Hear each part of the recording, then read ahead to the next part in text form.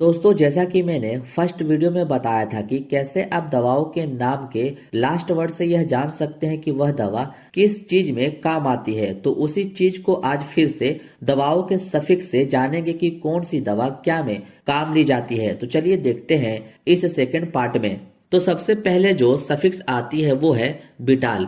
इस बिटाल का यूज दोस्तों घबराहट दूर करने के लिए किया जाता है। किसी पेशेंट को नींद आने में दिक्कत हो, बेचैनी हो, उस कंडीशन में यूज किया जाता है। टेंशन वगैरह में यूज किया जाता है इस मेडिसिन को। इसके एग्जाम्पल देखें तो वो है बुटाल बिटाल, बुटा बारबिटाल, फेनो बारबिटाल। ये सब कुछ एग्जाम्पल है बिटाल का, जो नींद ना आने पर, बेचैनी, घबराहट, टेंशन होने पर यूज किया जाता है। आप इन दवाओं के लास्ट में बिटाल वर्ड लिखा देख सकते हैं। अगर किसी भी मेडिसिन में बिटाल लिखा मिले तो आप समझ जाना कि ये सब दवाओं को इंसोम्निया जैसी कंडीशन में यूज किया जाता है। अब नेक्स्ट जो सफिक्स है वो है जोर्डन। इस मेडिसिन का यूज दोस्तों डिप्रेशन के कंडीशन में यूज किया जाता है। यह एक एंटी डिप्रेशन मेडिसिन होती है जो एंजाइटी और डिप्रेशन के कंडीशन में यूज किया जाता है। मान लीजिए किसी को सही से नींद नहीं आती, मूड ऑफ रहता है, इस तरह की कंडीशन में जोर्डन मेडिसिन लिया जाता है। इसके एग्जाम्पल देखें तो वो है नेफाजोडेन, ट्राजोडेन, विलाजोडेन। जैसा कि आप इसके लास्ट में जोर्डन लिखा देख सकते हैं। इसलिए अगर किसी भी मेडिसिन में जोर्डन सफिक्स आए तो आप समझ जाना कि वह दवा एंटी डिप्रेशन की होती है।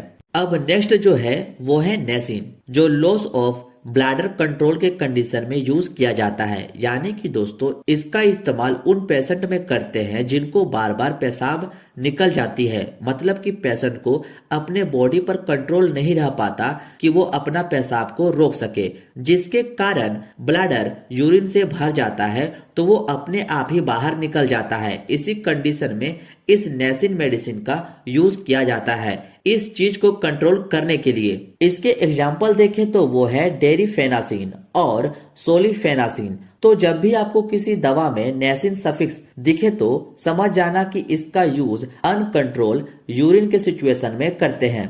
अब नेक्स्ट जो आती है वो है मेब। इसको दोस्तों टीएनएफ ब्लॉकर कहा जाता है, यानी कि ट्यूमर निक्रोसिस फैक्टर कहा जाता है, जो टीएनएफ प्रोटीन को ब्लॉक करने का काम करती है यह मेब मेडिसिन। इसका इस्तेमाल ज्वाइंट स्वेलिंग को ठीक करने के लिए किया जाता है। ज्वाइंट में होने वाली डैमेज से बचाता है ताकि ज्वाइंट सही से फंक्शन कर पाए। आसान शब्दों में कहा जाए तो इसका यूज ज्वाइंट प्रॉब्लम के कंडीशन में करते हैं। इसके एग्जाम्पल देखें तो वो है एडालीमुमैब, डैक्लीजुमैब, इनफ्लिक्सीमैब, ओमालीजुमैब, ट्रास्टुजुमैब। ये सब कुछ एग्जाम्पल है मैब मेडिसिन का, ये सब आप ध्यान में रखिएगा। अब नेक्स्ट जो सफिक्स आती है वो है ग्लाइटाजोन। इसका यूज दोस्तों टाइप 2 डायबिटीज को ठीक करने के लिए किया जाता है। टाइप 2 डायबिटीज को अगर थोड़ा समझे तो यह ऐसी बीमारी है जिसमें पेशेंट की पैनक्रियाज की जो बीटा सेल है उसके इंसुलिन का जो सिक्रेशन है वो कम हो जाता है या फिर बिल्कुल बंद हो जाता है, जिस कारण से ब्लड में शुगर का लेवल बढ़ जाता है। इसी कारण से पेशेंट में चक्कर आना, कमजोरी महसूस होना, वजन का बढ़ जाना देखने को मिलता है। इसी कंडीशन को ठीक करने के लिए ग्लाइटाजोन टैबलेट यूज किया जाता है। इसके एग्जाम्पल देखें तो वो है पायोग्लाइटाजोन, रोजीग्लाइटाजोन, ट्रोग्लाइटाजोन। ये सब कुछ एग्जाम्पल है ग्लाइटाजोन की। अब आप इसका स्क्रीनशॉट ले लीजिए। अब नेक्स्ट जो सफिक्स आती है वो है बिसिन। यह एक एंटी न्यूरोप्लास्टिक ड्रग्स है, यानी कि दोस्तों एंटी कैंसर ड्रग्स है, जो कैंसर को ठीक करने के लिए उसके ग्रो को स्लो डाउन करने के लिए यूज किया जाता है। और इस मेडिसिन के कई ब्रांड नेम आते हैं, बट जैसा कि आपको कॉम्पोजिशन याद करनी होती है और उस कॉम्पोजिशन के सफिक्स से आप यह जान सकते हैं कि वह दवा क्या में यूज की जाती है। इसके एग्जाम्पल देखें तो वो है डोक्सोरुबिसिन, एपिरुबिसिन, आइडेरुबिसिन, वालरुबिसिन। जैसा कि आप इसके लास्ट में बिसिन लिखा भी देख सकते हैं। अब नेक्स्ट जो सफिक्स है वो है सल्फा। सल्फा वाले मेडिसिन एंटीबायोटिक होते हैं, यानी कि दोस्तों यह मेडिसिन ग्राम पॉजिटिव और ग्राम नेगेटिव बैक्टीरिया से आपको बचाने का काम करती है। इसलिए जब भी कोई मेडिसिन में आपको यह सल्फा सफिक्स दिखे तो आप समझ जाना कि यह एंटीबायोटिक मेडिसिन है जो बैक्टीरिया के इन्फेक्शन से बचाती है। इसके एग्जाम्पल देखें तो वो है सल्फासेटामाइड, सल्फा डाइजीन, सल्फा मिथोक्साजोल, सल्फा सालाजीन। ये सब कुछ सफिक्स है जो आपको ध्यान में रखनी है।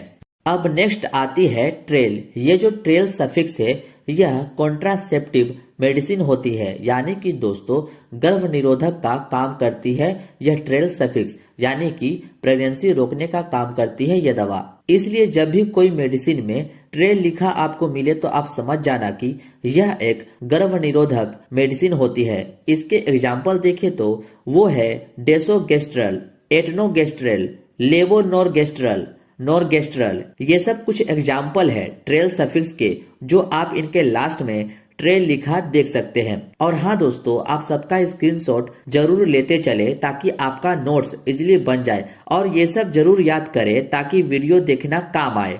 अब नेक्स्ट सफिक्स है जोसिन। इसका इस्तेमाल दोस्तों तब किया जाता है जब पुरुषों के प्रोस्टेट ग्लैंड का साइज बड़ा हो जाए। जैसा कि आप इस इमेज में प्रोस्टेट ग्लैंड को देख सकते हैं। इसके बढ़ जाने के कारण उन्हें पेशाब करने में परेशानी होती है और पेशाब ठीक से ना हो पाने के कारण जो यूरिन ब्लैडर होता है वो पूरी तरह से खाली नहीं हो पाता, जिससे उन्हें पेन भी होता है। तो इस तरह की प्रॉब्लम में जोसिन का यूज किया जाता है ताकि मेल का प्रोस्टेट साइज नॉर्मल हो जाए और पेशाब आसानी से बाहर निकल जाए। इस जोसिन के एग्जाम्पल देखें तो अल्फुजोसिन, डोक्साजोसिन, पराजोसिन और टेराजोसिन। जैसा कि आप इन दवाओं के लास्ट में भी जोसिन लिखा देख सकते हैं। उम्मीद है ये भी आप समझ गए होंगे।